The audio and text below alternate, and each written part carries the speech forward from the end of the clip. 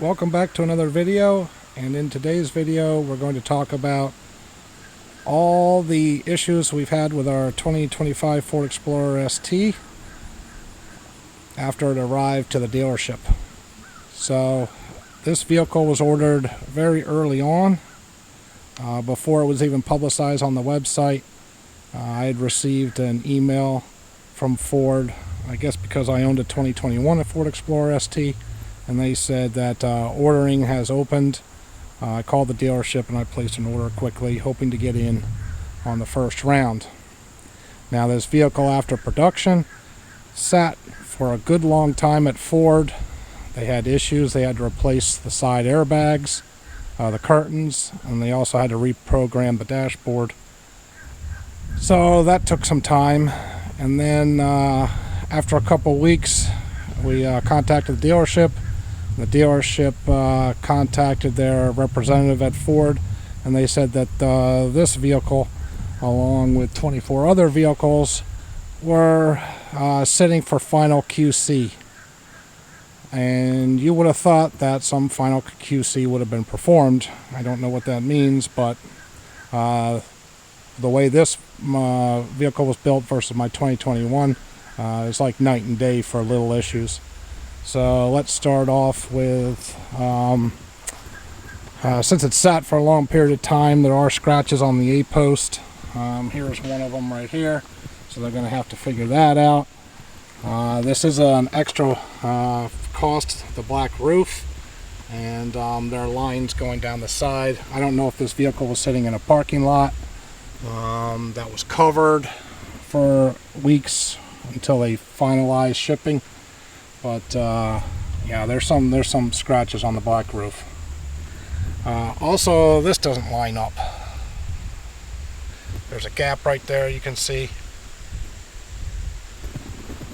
So they're gonna have to figure that out. Then next on down here, we're gonna deal with this panel. This panel has some scratches right here, and also there's a big scratch running up here. They're gonna have to figure that one out. I think they're just gonna sand it down and see if they can get it to buff out. These are rear spoilers or wind. I don't even know what these are. But anyway, they're glued to the window. Now my last vehicle, you couldn't even get your finger under there, which you shouldn't. But I can get my thumbnail under there. These are not connected very well, and they're like that on both sides. Also on the top rail, I don't know if they had this thing sitting under a tarp or anything, but there's some big scratches on this. There's a big scratch here, and on the back side, on the inside. Now these are billet aluminum,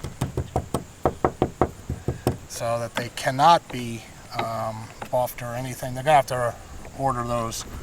Also, you can see here, this is, I don't know what's going on here. I just noticed that this is new. This isn't connecting here.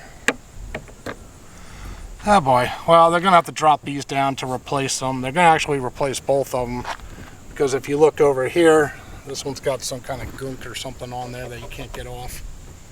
They're gonna have to replace both of them. So that's a shame. And then this back panel has got scratches on it. They're gonna have to buff that out.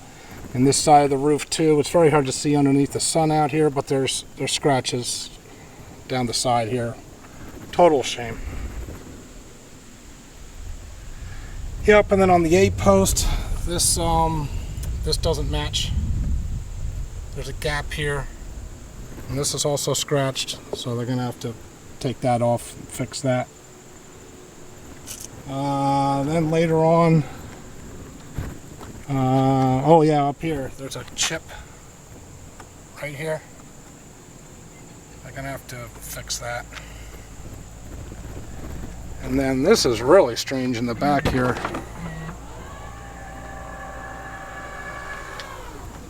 We happen to see this. Oh, look at all the scratches here. Like, you would think they would be like, hey, we can't install that. That can't go into the vehicle at the factory.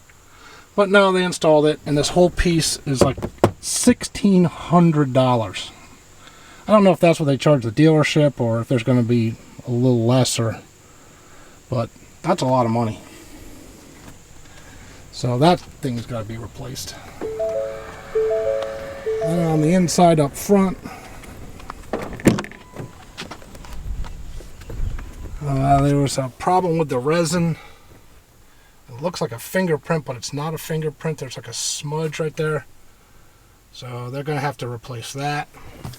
And then also, I just happen to be driving and I look up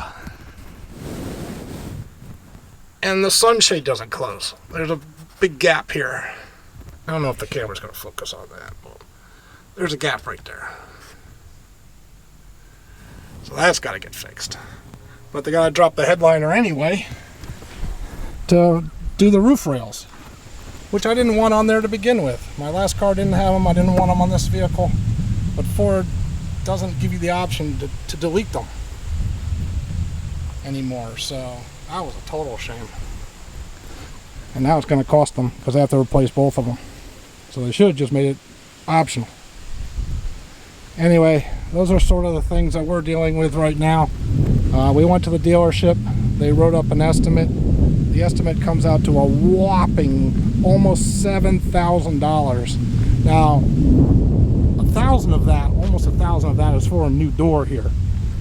Now, they're probably not going to replace the door. They're just going to fix, the axis or whatever to make this even again. But the guy wrote it up for a new door.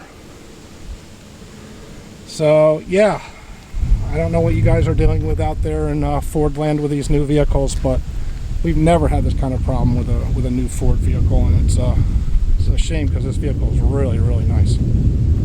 Anyway, let me know in the comments below what you're dealing with your new vehicle. See you in the next one.